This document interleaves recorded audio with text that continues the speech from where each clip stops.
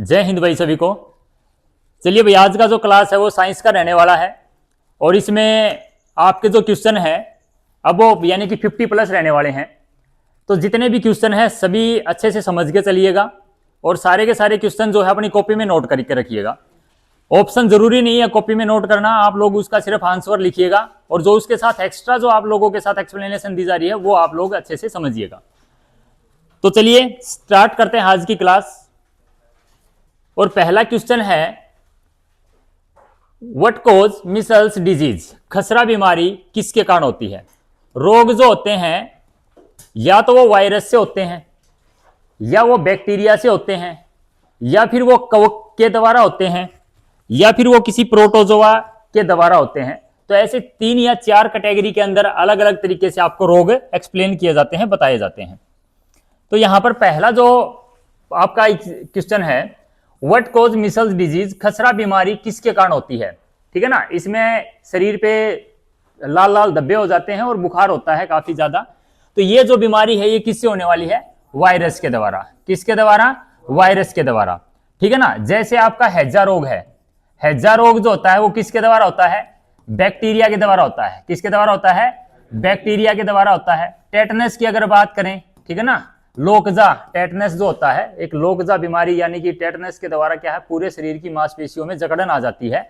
तो वो भी किसके द्वारा होती है? बैक्टीरिया के द्वारा। और फिर भी नहीं समझ में आ रहा तो एक बीमारी है जैसे दाद बोलते हैं, रिंगार्ड बोलते हैं। क्या बोलते हैं? रिंगार्ड। ठीक है, ऐसे एक सर्कल सा धब्बा हो जाता है बॉडी के ऊपर। तो ये कवक यानी कि फंगस के द्वारा होती है। किसके द्वारा होती है? कवक यानी कि फंगस के द्वारा होती है। तो ये खसरा जो बीमारी है यहां पर आपका कौन सा हो जाएगा? वायरस के द्वारा। अगला जो क्वेश्चन है वो आपका है, by which process is ethanol processed? Ethanol यानी कि शराब बनाई जाती है वो किस प्रक्रिया द्वारा बनाई जाती है? तो जो शराब बनाने का प्रोसेस है उसमें क्या करते हैं कि मतलब गली सड़ी चीजों को गलाया सड़ाया जाता है और वो जो है फर्मेंटेशन बोलते हैं। क्या बोलते हैं? फर्मेंटेशन। तो यहां पर सही ऑप्शन कौन सा हो जाएगा? इथेनॉल का उत्पादन किस प्रक्रिया द्वारा किया जाता है? By which process is ethanol produced? तो किस प्रक्रिया के द्वारा हो जाएगा?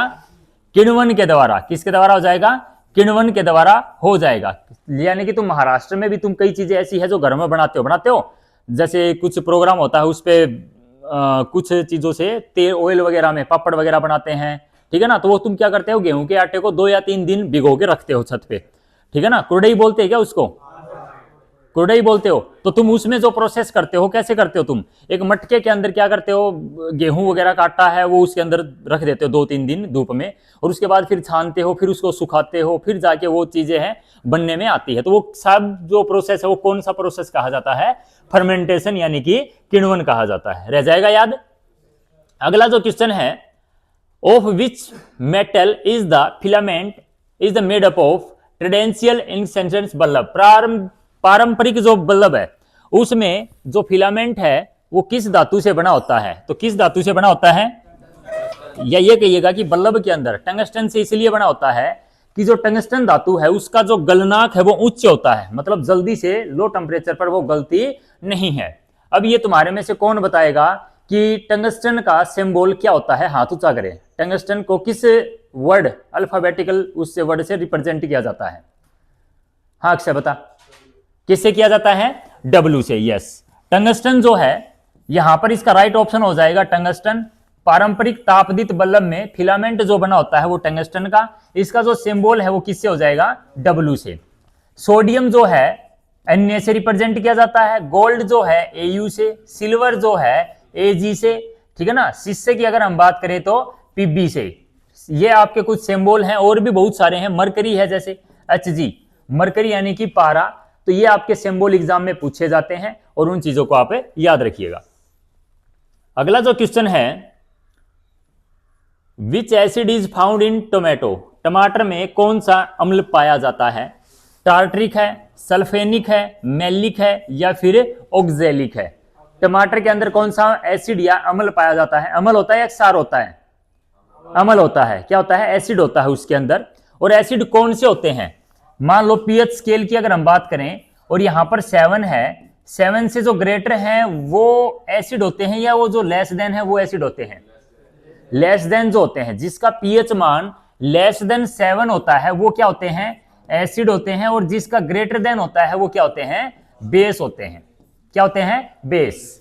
बेस जो है अगर टेस्ट करके देखें तो कैसे होंगे, कड़वे, और एसिड जो होते हैं वो कैसे होते हैं, खट्टे। ठीक है ना, इनका जो है बीटर होता है, बीटर टेस्ट होता है, और इनका होता है श्योर। ठीक है, खट्टा होता है, ये याद रखिएगा। तो अभी पूछा क्या है, टमाटर के अंदर कौन सा अम्ल पाया जाता है, तो इसमें कौन सा हो जाएगा भाई, ऑक्सैलिक अम्ल हो जाएगा। कौन सा हो जाएगा, ऑक्सैलिक अम्ल हो जाएगा टमाटर के अंदर। उसके बाद में मैलिक जो है वो किसके अंदर पाया जाता है, सेब के अंदर। किसके अंदर पाया जाता है, सेब। अगर टार्ट्रिक की बात करें तो किसके अंदर पाया जाता है, इमली। किसके अंदर पाया जाता है, इमली की। अगर सिरके या विनेगर की अगर बात करें, सिरका या विनेगर, ठीक है ना, सिरका या विनेगर की बात करें तो इसमें कौन सा होता है, एसिटिक। कौन सा होता है, एसिटिक एसिड होता है। सिरका देखा है ना, सिरका खाने वगैरह में भी यूज किया जाता है। विनेगर की अगर हम बात करें तो उसमें कौन सा एसिड पाया जाता है, एसिटिक एसिड पाया जाता है। चलो और बता दो, चिट्टी के डंक में, चिट्टी के डंक में कौन सा पाया जाएगा, फार्मिक पाया जाएगा। कौन सा पाया जाएगा, फार्मिक जो एसिड है वो किस में पाया जाएगा, चिट्टी के डंक में। मधुमक्खी के डंक में, मधुमक्खी जो होती है, मधुमक्खी के डंक में भी कौन सा पाया जाता है, फार्मिक एसिड पाया जाता है। रह जाएगी याद है। तो अभी टमाटर में कौन सा बताया तुमने, ऑक्सैलिक। कौन सा बताया, ऑक्सैलिक। अगर टमाटर में पूछ ले विटामिन, अगर विटामिन पूछ ले तो कौन सा विटामिन पाया जाता है, सी विटामिन। कौन सा पाया जाता है, विटामिन सी पाया जाता है, याद रखिएगा, क्योंकि खट्टे फलों में कौन सा विटामिन होता है, सी। चलो एक बात और ही बता दो, विटामिन सी का नाम लिया है, क्या ये पानी में घुलता है या नहीं घुलता, वाटर सोल्यूबल है कि नहीं है। विटामिन बी और सी वाटर सोल्यूबल है।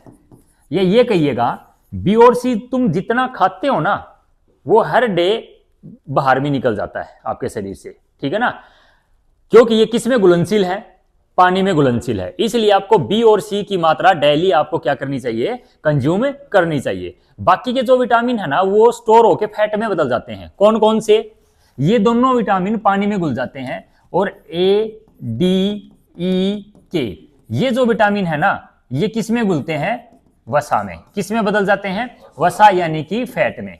कुछ समझ में आया, मतलब बी और सी पानी आप जब खाओगे तो आपकी बॉडी के अंदर यूरिन वगैरह पास करते हो, ठीक है ना, तो उसमें क्या होता है, ये बी और सी निकल एक्सक्रेट हो जाते हैं। लेकिन अगर हम बात करें ए, डी, ई, की तो ये फैट में बदल जाते हैं। किस में बदल जाते हैं, फैट में बदल जाते हैं, याद रखिएगा। और इनको विटामिन ए को ये लीवर यानी कि यकृत जो है ये स्टोर करके रखता है। रह जाएगी बात याद, इतनी बात याद रह जाएगी। तो एक ये और बता दो फिर, टमाटर विटामिन जो सी है इसका रासायनिक नाम क्या है, रासायनिक नाम क्या है, तो क्या हो जाएगा, एस्कोर्बिक अम्ल। क्या हो जाएगा, एस्कोर्बिक अम्ल हो जाएगा। क्या हो जाएगा, एस्कोर्बिक अम्ल हो जाएगा। किसका, विटामिन सी का केमिकल नेम यानी कि रासायनिक नाम। रह जाएगी बात याद। चलें आगे, अगला है चाक, यानी कि what is the chemical name of chalk. Chalk का रासायनिक नाम क्या है, sodium carbonate, calcium carbonate, hydrogen carbonate या फिर मैग्नीशियम कार्बोनेट। किसको पता है, क्या हो जाएगा, कैल्शियम कार्बोनेट। चाक जो होता है उसका जो कैल्शियम रासायनिक नाम की अगर हम बात करें तो कौन सा हो जाएगा, कैल्शियम कार्बोनेट। ऑप्शन कौन सा ठीक रहेगा, बी ऑप्शन ठीक रहेगा, कैल्शियम कार्बोनेट। समझ में आया बात।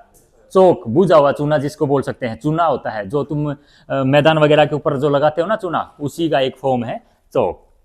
उसके बाद है विच of the following is an alloy. निम्न में से कौन सी एक मिश्र धातु है। सबसे पहले तो ये पता होना चाहिए कि मिश्र धातु होती क्या है।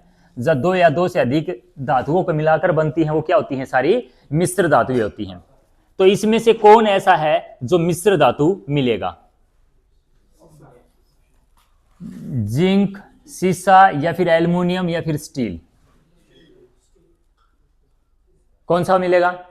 स्टील जो है वो क्या है, एक मिश्र धातु है। लोहा, क्रोमियम वगैरह मिलाकर मिलाया जाता है। सीसा प्योर है, ठीक है ना, प्योर, ये एक तो एलिमेंट है, ये तो क्या है, एलिमेंट है, तत्व है। एल्युमिनियम भी एक तत्व है, धातु है। जिंक भी एक प्योर है, तो यानी कि यहां पर कौन सा बचता है, स्टील। जैसे आपसे और भी पूछे जाते हैं, जैसे और कौन सा बताया था मिश्र धातुओं में, जैसे मान लो स्टेनलेस स्टील से ही आ जाओ, स्टेनलेस स्टील से ही बात करते हैं। स्टेनलेस जो स्टील है वो किन धातुओं का, तो स्टेनलेस स्टील कहां पर यूज किया जाता है, कॉलोनी के अंदर। कहां पर यूज किया जाता है, कॉलोनी। स्टेनलेस स्टील जो घरों में, घरों के आसपास जो कॉलोनी बनती है उसी में यूज किया जाता है। तो इससे याद क्या रह जाएगा, क्रोमियम लोहा निकिल। स्टेनलेस स्टील किन धातुओं का मिश्रण हो जाएगा, क्रोमियम लोहा निकिल। अगर हम बात करें जैसे गन मेटल, गन मेटल की अगर हम बात करें तो गन से बचने के लिए क्या पहनी जाती है, जैकेट पहनी जाती है। तो यानी कि यहां पर हो जाएगा जैकेट। अब जैकेट से क्या हो जाएगा, जिंक, ठीक है ना। यहां पर क्या हो जाएगा, क्रोमियम, और टे से क्या हो जाएगा, टीन, ठीक है ना, कॉपर, सॉरी, ये क्या हो जाएगा, कॉपर हो जाएगा। तो याद रखिएगा इस चीज को। और क्या बताया था, टाका है जैसे सोल्डर, ठीक है ना। टाका धातु की अगर हम बात करें तो वो किसका हो जाएगा, लेड और टीन का हो जाएगा। तो ये आपकी मिश्र धातुएं आती हैं। From what is the plaster of Paris obtained. Plaster of Paris निम्न में से किससे प्राप्त किया जाता है, सोडियम, यूरिया, कार्बन या फिर जिप्सम। जिप्सम से, पीओपी जिसको बोलते हैं प्लास्टर ऑफ पेरिस, जिप्सम मिलाया जाता है। तो ये किससे प्राप्त किया जाता है, जिप्सम से प्राप्त किया जाता है। क्योंकि सोडियम से तो है नहीं, यूरिया भी नहीं बनेगा, कार्बन भी, तो कौन सा बचेगा आपके पास है, जिप्सम बचेगा। अगला जो क्वेश्चन है, बर्फ पर दाब बढ़ने से उसका गलनांक घट जाएगा, बढ़ जाएगा, शून्य हो जाएगा, या इनमें से कोई नहीं।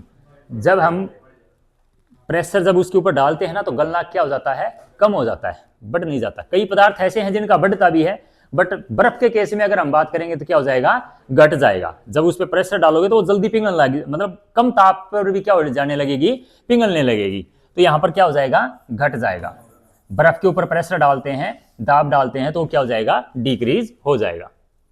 अगला है व्हाइट क्लॉथ वोन इन समर। गर्मियों में सफेद कपड़े क्यों पहनने चाहिए, क्यों पहनने चाहिए भाई। एक तो वो सस्ते होते हैं इसलिए, अच्छे लगते हैं इसलिए, उष्मा के बुरे अवशोषक हैं इसलिए, या सूर्य का प्रकाश नहीं गिरता। कौन सा, सी कैसे हो सकता है, सस्ते होते हैं इसलिए, सस्ते होते हैं इसलिए पहनते हैं ना। तो भाई इस पे क्या होता है, उष्मा जितनी भी प्रकाश, यानी कि प्रकाश का रंग कितने रंगों में होता है, प्रकाश की लाइट 7 रंगों में। तो जो सफेद कलर है वो क्या करता है, 7 के 7 कलर को क्या कर देता है, रिफ्लेक्ट कर देता है, अब्जॉर्ब नहीं करता उनको, ठीक है ना। और ब्लैक कलर जो है वो सारे के सारे कलर को क्या करता है, अब्जॉर्ब करता है। तो याद रखिएगा। तो यहां पर कौन सा ऑप्शन ठीक हो जाएगा, सी ऑप्शन। उष्मा के क्या होते हैं, बुरे अवशोषक होते हैं। अगला है, संतरे में कौन सा विटामिन होता है, which vitamin is present in orange. कौन सा भाई, सी विटामिन होता है। अभी फिर दोबारा एक बार बता दो कि विटामिन सी का केमिकल नेम क्या हो जाएगा, क्या हो जाएगा, एस्कॉर्बिक अम्ल हो जाएगा। क्या हो जाएगा, एस्कॉर्बिक अम्ल। बी का क्या हो जाएगा, थाइमीन। बी का क्या हो जाएगा, थाइमीन हो जाएगा। डी का क्या हो जाएगा, कैल्सीफेरोल। क्या हो जाएगा, कैल्सीफेरोल। और ए का क्या हो जाएगा, रेटिनॉल। ए का क्या हो जाएगा, रेटिनॉल हो जाएगा, याद रखिएगा। उसके बाद है, घरों में विद्युत संयंत्र किस क्रम में जुड़े होते हैं। अपने घरों में जो लाइटिंग की जाती है ना, तो ये समांतर क्रम में होती है, या फिर पहले तो ये सुन लो समांतर और पैरेलल में डिफरेंस क्या है। मान लिया ये बल्ब है, एक ये, इसकी 2 वायर हैं, एक बल्ब ये, इसकी 2 वायर हैं, एक बल्ब ये। अगर ये इससे वायर जोड़ी, ये इससे वायर जोड़ी, ये इससे वायर जोड़ी, और दूसरी इधर आ गई, तो ये कौन सा क्रम है, ये आपका हो जाएगा, आपका ये हो जाएगा श्रेणी क्रम। क्या हो जाएगा, श्रेणी क्रम। मतलब सारे एक ही लाइन में ऐड हुए हैं, ठीक है। यही होता है क्या, यही होता है। अरे भाई रैंक ऑर्डर की बात करें, सीरीज की बात करें, यही होता है ना, सीरीज की। और अगर पैरेलल करें तो मान लो एक बल्ब ये है, एक ये है, एक ये है, और इस वायर, ये 2 वायर लाइट की हैं, इसको इससे, फिर इससे, फिर इससे, और इस वायर को इससे, इसको इससे, इसको इससे। ये सारे के सारे कैसे कनेक्ट हुए हैं, पैरेलल कनेक्ट हुए हैं। कैसे हुए हैं, पैरेलल। तो घरों में जो लाइटिंग की जाती है, इससे क्या होता है, इसको तो करंट ज्यादा मिलेगा, इसको इससे कम मिलेगा, इसको इससे कम मिलेगा, और जो सबसे लास्ट में होगा उसको क्या मिलेगा, सबसे कम पहुंचेगा। मतलब वो जलेगा ही नहीं है मान लो, और जलेबी का तो क्या हो जाएगा, हल्का जलेगा।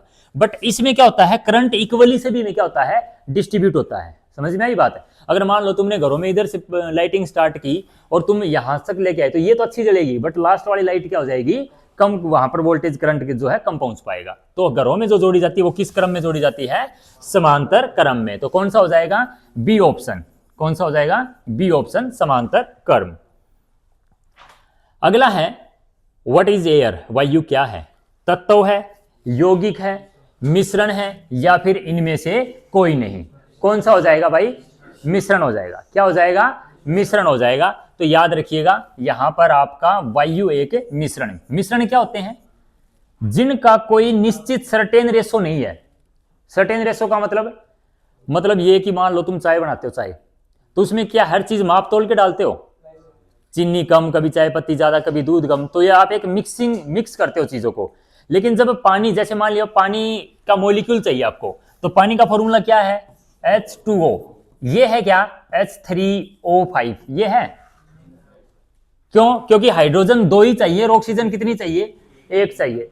ये एक बिल्कुल सर्टेन रेशो है कि हाइड्रोजन कितनी चाहिए, 2, ऑक्सीजन कितनी चाहिए, 1, तभी तो H2O बनेगा ना। या ये भी बन जाएगा, या ये कह लो जिसका तुम फॉर्मूला बना सकते हो वो सारे किसके अंदर आते हैं, यौगिकों के अंदर, और जिसका फॉर्मूला नहीं बनता है वो किसके अंदर आते हैं, मिश्रण के अंदर। समझ में, हवा का कोई फॉर्मूला है क्या, नहीं है, तो वो किस में चला जाएगा, मिश्रण। दूध, दूध का बताओ, फॉर्मूला है दूध का, तो वो किस में चला जाएगा, मिश्रण। ये बता दो फिर, H2SO4 सल्फ्यूरिक क्या हो जाएगा, यौगिक हो जाएगा। चलो ये बता दो, HCl क्या हो जाएगा, CaCl2 क्या हो जाएगा, मतलब इनके फॉर्मूले बन रहे हैं इसलिए यौगिक यानी कि कंपाउंड, और जो नहीं बने वो किस में चला जाएगा, मिश्रण के अंदर चला जाएगा। अगला है भाई, what will happen if 0 degree Celsius is converted in Fahrenheit. 0 degree Celsius को फारेनहाइट में बदलने पर, सेल्सियस 0 से कितना होता है, 100, फारेनहाइट कितना होता है, 32 से 212, केल्विन कितना होता है, 273 से 373, रोमन कितना होता है, 0 से 80। ये स्केल है अलग, ये आपका सेल्सियस पे, ये फारेनहाइट पे, ये आपका केल्विन पे, ये रोमन पे। तो अब यहां पर पूछा कि अगर 0 डिग्री फारेनहाइट है तो वही तापमान, 0 डिग्री सेल्सियस है तो वही तापमान फारेनहाइट में कितना हो जाएगा, क्योंकि वहां पर जो 0 है यहां पर लेस कितना हो जाएगा, 32 हो जाएगा, 32 हो जाएगा। तो कौन सा आंसर ठीक रहेगा, ए ऑप्शन बिल्कुल करेक्ट रहेगा, 32। समझ में आया, एक हमने पढ़ा भी था ना, C/9 is equal to F-32/5, ऐसा कुछ पढ़ा था कि नहीं पढ़ा था, ठीक है ना। तो ये चीजें फॉर्मूला कन्वर्ट करने के लिए है। अगला है, what is the chemical name of common salt. साधारण नमक का रासायनिक नाम क्या है, sodium sulphate, sodium chloride, sodium bicarbonate, या अमोनियम क्लोराइड। कौन सा हो जाएगा, सोडियम है, सल्फेट। कौन बताएगा एक बात, किसको पता है, चलो बताएगा नहीं, किसको पता है तुम्हारे में से, हाँ निखिल, सोडियम है, तुक्का मारा है, हाँ यस, सोडियम है, क्लोराइड ही होएगा, ठीक है ना, NaCl। तो क्या हो जाएगा यहां पर, बी ऑप्शन हो जाएगा, सोडियम क्लोराइड NaCl हो जाएगा। क्लियर है, साधारण नमक। और इसमें क्या पाया जाता है भाई, आयोडीन। क्या पाया जाता है, आयोडीन, ठीक है ना, आयोडीन की मात्रा को पूरा करता है। और आयोडीन की अगर कमी हो जाए तो रोग कौन सा हो जाएगा, घेंगा रोग। किस ग्रंथि का रोग हो जाएगा, थायराइड। कौन सा रोग हो जाएगा, घेंगा रोग हो जाएगा, याद रखिएगा। थायराइड ग्रंथि कहां पाई जाती है, गले में। What is the main cause of rusting of iron. लोहे पर जंग लगने का मुख्य कारण क्या है, ऑक्सीजन, हाइड्रोजन, नाइट्रोजन, या फिर नियोन। लोहे पर जो जंग लगता है किसकी प्रेजेंस में लगता है, ऑक्सीजन की प्रेजेंस में। तो यहां पर राइट ऑप्शन क्या हो जाएगा, ऑक्सीजन हो जाएगा भाई। लोहे को जंग लगने का मुख्य कारण ऑक्सीजन, और हवा में नमी भी होनी चाहिए। अगला है, किस धातु का गलनांक सबसे अधिक होता है, which metal has the largest melting point, osmium, aluminium, chromium, या फिर टंगस्टन। उच्च गलनांक का मतलब है अगर आप उसको हाई इलेक्ट्रिसिटी भी दोगे तो वो जल्दी से जलेगा नहीं। तो कौन सा हो जाएगा भाई? कौन हो जाएगा? टंगस्टन हो जाएगा। ठीक है ना, छोटा सा फिलामेंट होता है आपके बल्ब में, और अगर आप उसको इलेक्ट्रिसिटी, वैसे तो आप इलेक्ट्रिसिटी कहीं कनेक्ट कर दोगे तो फॉल्ट होएगा कि नहीं होएगा, बट उस फिलामेंट बल्ब के अंदर नहीं होता है, इसलिए यहां पर इसका गलनांक जो है उच्च हो जाएगा। तो कौन सा हो जाएगा? टंगस्टन। एक बार फिर बता दो, इसका सिंबल क्या याद किया था? क्या याद किया था?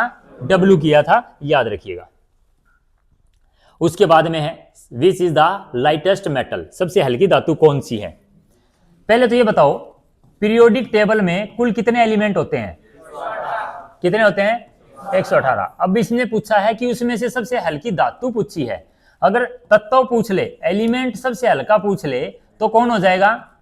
हाइड्रोजन हो जाएगा। कौन हो जाएगा? हाइड्रोजन। बट यहां पर मेटल की बात की है, तो मेटल कौन सी हो जाएगी? कौन सी हो जाएगी? लिथियम। मेटल जो है वो कौन सी हो जाएगी? लिथियम धातु जो है वो सबसे हल्की धातु के अंदर आती है। और सबसे हल्का तत्व, सबसे हल्की गैस, सबसे हल्की गैस, सबसे हल्की गैस, सबसे हल्की गैस, और सबसे हल्की नोबल गैस। कुछ समझ में आया? अगर नोबल गैस पूछी जाए तो फिर क्या बताओगे? हीलियम बताओगे। और अगर सबसे हल्की सिर्फ गैस पूछे, नोबल शब्द ना लगाए, तो फिर कौन सी हो जाएगी? हाइड्रोजन हो जाएगी। कौन सी हो जाएगी? हाइड्रोजन हो जाएगी। अगला है, दूध की शुद्धता किस यंत्र से मापी जाती? कल भी किया था हमने। दूध की शुद्धता किस यंत्र से? मैनोमीटर, हाइड्रोमीटर, लैक्टोमीटर, या इनमें से कोई नहीं? किससे मापी जाती है? लैक्टोमीटर से। किससे भाई? लैक्टोमीटर से। मैनोमीटर से क्या मापा जाता है? मैनोमीटर से क्या मापा जाएगा? हवा की गति, हवा की गति, स्पीड ऑफ द विंड। और हाइड्रोमीटर से पानी का घनत्व, डेंसिटी ऑफ वाटर किससे मापी जाती है? हाइड्रोमीटर से मापी जाती है। अगला देखो भाई, चेचक के टीके का आविष्कार किसने किया था? Who invented the smallpox vaccine? Hanson, Harvard, एडवन जेनर, या फिर लॉयड? चेचक के टीके का आविष्कार किसने किया था? एडवर्ड जेनर ने। किसने किया था? एडवर्ड जेनर ने। चेचक के साथ एक याद रखना, रेबीज। रेबीज के टीके का आविष्कार किसने किया? लुई पास्चर ने। किसने किया? लुई पास्चर ने। चेचक के टीके का एडवर्ड जेनर ने, रेबीज के टीके का लुई पास्चर ने। रह जाएगा याद? रेबीज किसके काटने से होती है? कुत्ता, या फिर बिल्ली, या फिर बंदर, या फिर यही होती है आदमी के। खोलना। तो यहां पर हो जाएगा भाई एडवर्ड जेनर। अगला है, हाँ, अगला है which disease is caused by iron deficiency? Iron की कमी से होने वाला रोग एनीमिया है, ब्लाइंडनेस है, ब्लैडनेस है, या फिर बेरी रोग है? आयरन की कमी से कौन सा रोग हो जाएगा? कौन सा हो जाएगा? निमोनिया। ऑप्शन है ए। एनीमिया रोग किसकी कमी से? लौह तत्व की। और एनीमिया रोग में किस चीज की संख्या कम हो जाती है? आरबीसी। किसकी भाई? आरबीसी। आरबीसी क्या किस में पाई जाती है? रक्त में। रक्त का लाल रंग किसकी वजह से होता है? हीमोग्लोबिन। किसकी वजह से? हीमोग्लोबिन। हीमोग्लोबिन एक प्रकार से क्या है? प्रोटीन। क्या है? प्रोटीन। याद रखिएगा। मनुष्य में आरबीसी की संख्या कितनी होती है? 5 लाख के आसपास। कितने के आसपास है? 5 लाख के आसपास। लाइफ स्पैन कितना होता है? 120 दिन। कितना होता है? 120 दिन। काम क्या है? ऑक्सीजन को पहुंचाना। काम क्या है? एनीमिया रोग, आरबीसी की कमी। किसके अंदर? रक्त के अंदर। हीमोग्लोबिन की वजह से रंग कैसा? लाल। हीमोग्लोबिन क्या है? प्रोटीन। जो आरबीसी उनका जीवन काल कितना है? 120 दिन। ये काम क्या करती है आरबीसी? ऑक्सीजन है। और आरबीसी का दूसरा नाम क्या है? RBC erythrocyte. क्या हो जाएगा? एरिथ्रोसाइट हो जाएगा। रह जाएगी याद? अगला है, निमोनिया रोग शरीर के किस अंग से संबंधित है? Pneumonia disease is related to which part of the body? Heart से है, आंत से है, फेफड़े है, या फिर आंखों से है? निमोनिया रोग किस पर प्रभाव डालता है? आंख पे डालता है, शाबाश। कैसे? मतलब दिखाई नहीं देता ना फिर।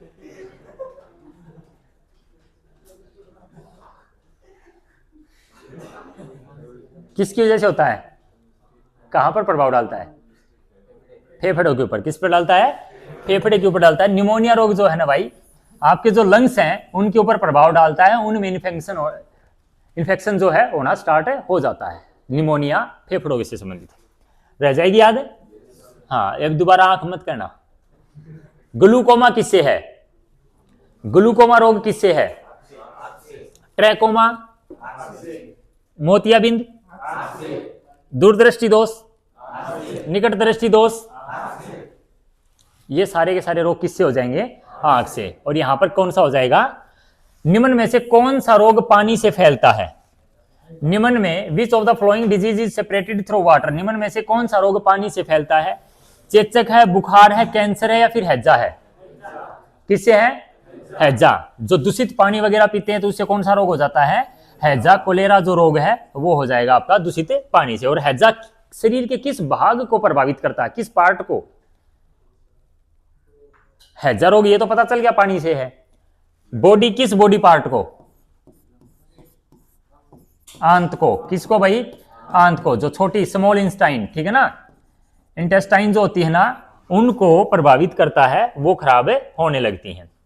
अगला है which group of the blood is an international donor? कौन से ग्रुप को अंतरराष्ट्रीय दाता कहा जाता है? तो बहुत बार पढ़ चुके, किसको कहा जाता है? ओ को कहा जाता है, that is the universal donor.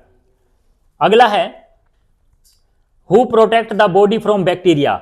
जीवाणुओं से शरीर की रक्षा कौन करता है? आरबीसी, प्लाज्मा, हीमोग्लोबिन, या फिर डब्ल्यूबीसी? डब्ल्यूबीसी करता है। कौन करता है? डब्ल्यूबीसी करता है। तो यहां पर हो जाएगा डब्ल्यूबीसी। और डब्ल्यूबीसी का दूसरा नाम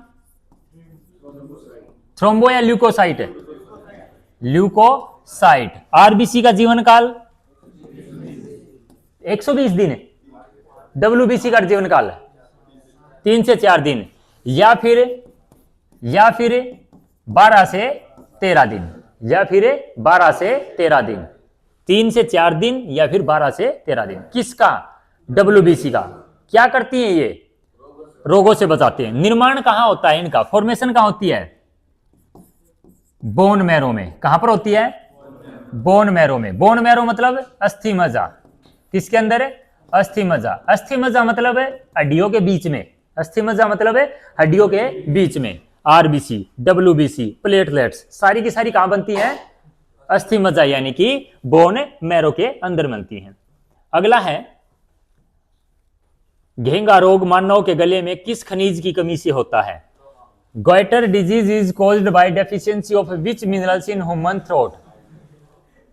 ये क्या कह रहा है?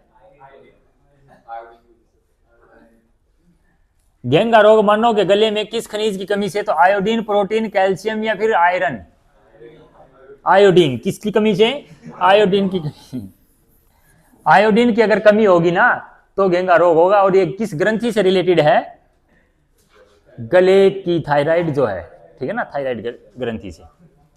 थायराइड ग्रंथि सबसे बड़ी अंतस्त्रावी ग्रंथि है। क्या है? सबसे बड़ी अंतस्त्रावी मतलब एंडोक्राइन। सबसे बड़ी एंडोक्राइन अगर ग्लैंड की बात करें, ठीक है ना, अंतस्त्रावी अगर हम बात करें अंतस्त्रावी, तो कौन सी है भाई? थायराइड ग्रंथि है। अगला है रेडार द्वारा, कल किया था हमने, रेडार द्वारा किसी जहाज की स्थिति जानने के लिए किन तरंगों का प्रयोग किया जाता है? Which wave are use to radar to know the position of? तो किसका हो जाएगा? रेडियो वेव्स का यूज हो जाएगा। तो जो रेडार है, रेडार के अंदर कौन सी तरंगें यूज की जाती हैं? रेडियो। एमआरआई के अंदर कौन सी हो जाएंगी? रेडियो तरंगों का ही प्रयोग हो जाएगा भाई। किसका हो जाएगा? रेडियो तरंगों का, ठीक है ना। By what is the air pressure measure? वायु दबाव किसके द्वारा मापा जाता है? किसके द्वारा? हाइग्रोमीटर, या फिर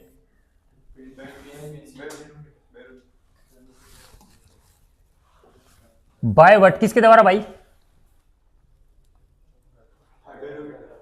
और बताओ।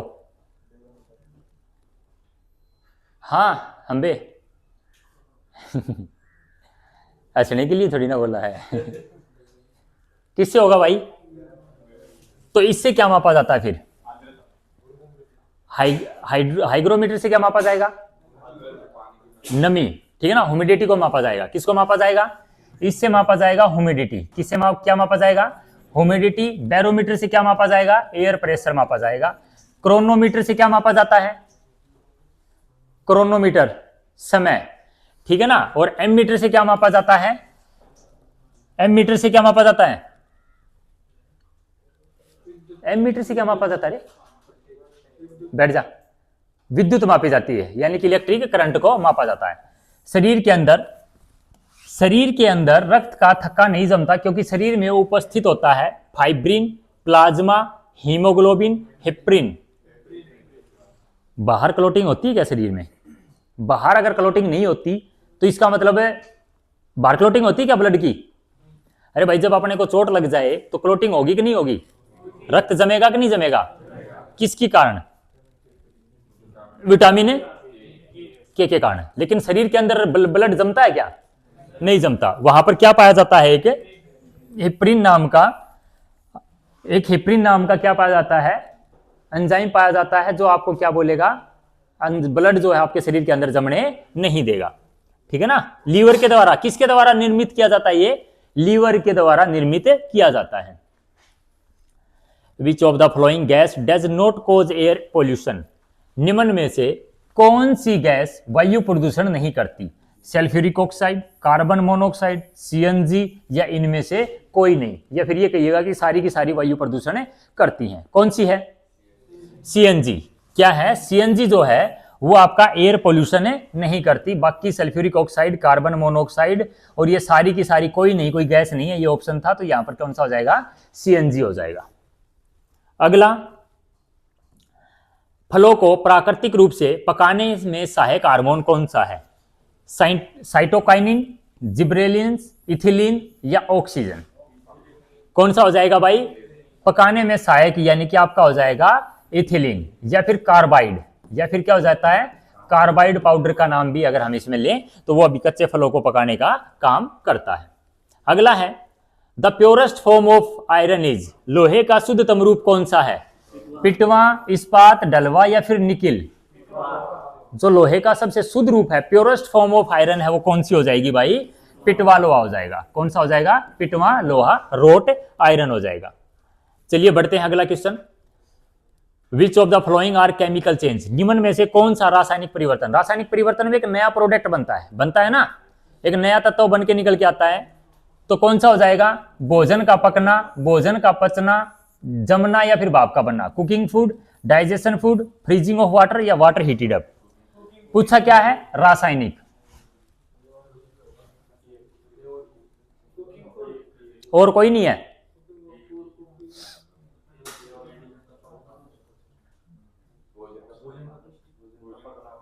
दोनों, ए और बी? और कोई नहीं है?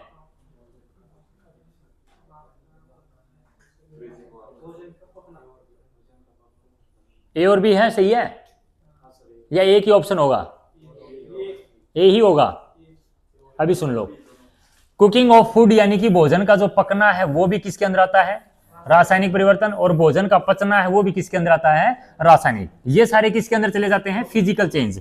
तो इसमें आपके ए और बी दोनों ही ऑप्शन क्या है? करेक्ट हैं। ये दोनों किसके अंदर आते हैं? रासायनिक परिवर्तन के अंदर आते हैं, ठीक है ना। उसके बाद में है, निम्न में से कौन सा एक मिश्रण नहीं है? विच of the following is not a mixture?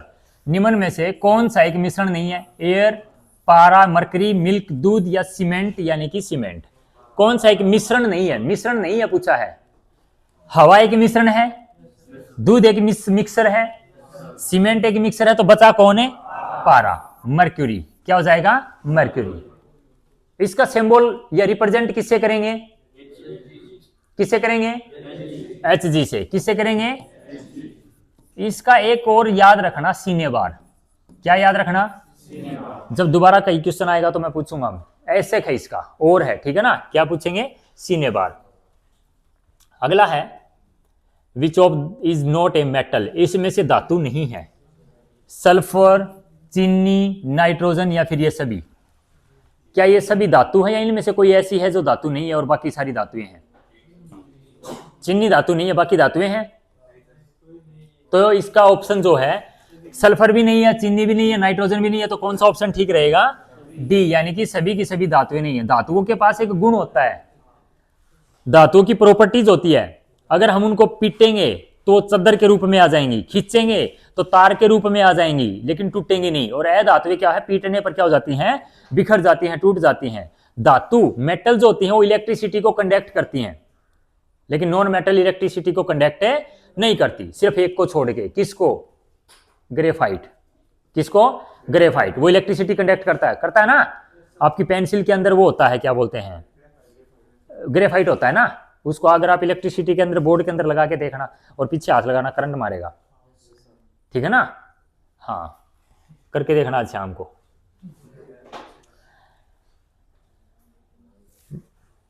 कर सकते हो क्या?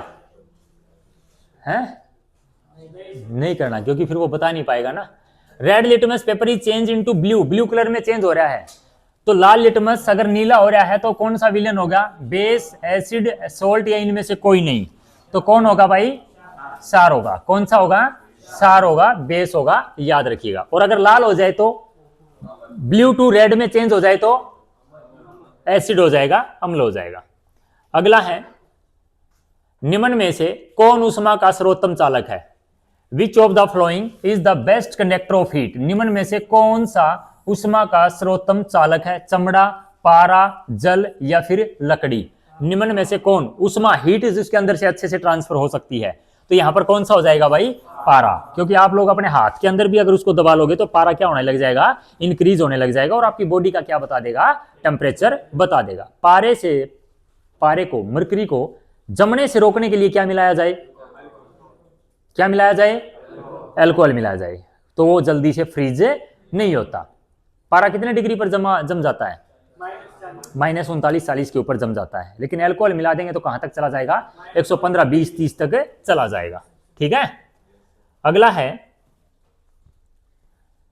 Room air when A table fan is run into close room. एक टेबल पंखे को बंद करने से कमरे में चलाने पर कमरे की हवा पर कोई प्रभाव नहीं पड़ेगा, ठंडी होगी, गर्म होगी या उपरोक्त में से कोई नहीं। अगर हम एक बंद कमरे में पंखे को चला दें तो कमरे की हवा क्या हो जाएगी? गर्म हो जाएगी। क्या हो जाएगी? गर्म हो जाएगी, ठंडी नहीं होगी भाई। अगर हम इस रूम को कंप्लीटली बंद कर देना, क्योंकि जब पंखा चलता है ना तो उससे हवा के जब कण टकराते हैं तो उनमें क्या पैदा हो जाती है? गर्मी, हीट पैदा हो जाती है। समझ में आया? तो ये हो जाएगा। एक और भी है, बंद कमरे में फ्रीज को चला दें तो कमरा ठंडा हो जाएगा या गर्म?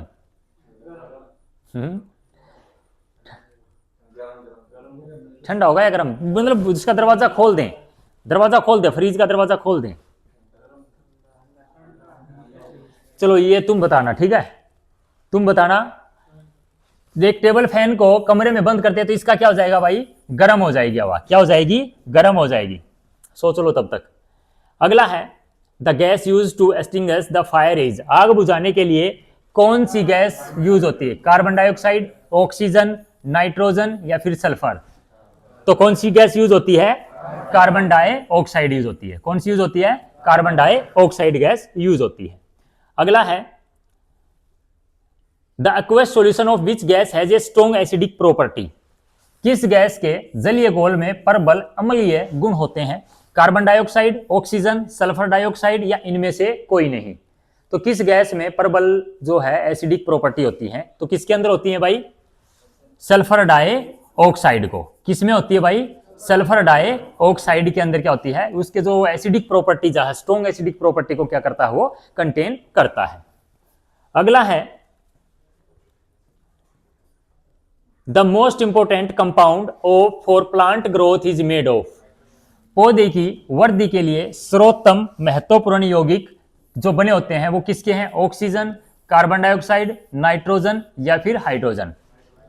किसके बने होते हैं? यानी कि पौधे के लिए जो सबसे जरूरी तत्व है वो कौन सा हो जाएगा? नाइट्रोजन हो जाएगा। कौन हो जाएगा? नाइट्रोजन हो जाएगा। यहां पर राइट ऑप्शन कौन सा है? सी ऑप्शन बिल्कुल करेक्ट रहेगा। अगला है, what is the unit of volt. Volt किसका मात्रक है? किसका है? सही है भाई। अभी इसको बना देते हैं होमवर्क क्वेश्चन, ठीक है, ज्यादा लंबा हो जाएगा नहीं, ये आपका रहेगा होमवर्क क्वेश्चन। तो जो बच्चा बाद में ऑनलाइन देखता है वो कमेंट में अपना जो आंसर है वो डाल देना। और बाकी इस क्लास को आज इतना ही करते हैं। जो नए बच्चे ऐड होते हैं वो चैनल को सब्सक्राइब कर लें और अपने फ्रेंड सर्कल में शेयर जरूर कर दें। चलिए मिलते हैं कल एक और क्लास के साथ, तब तक के लिए जय हिंद।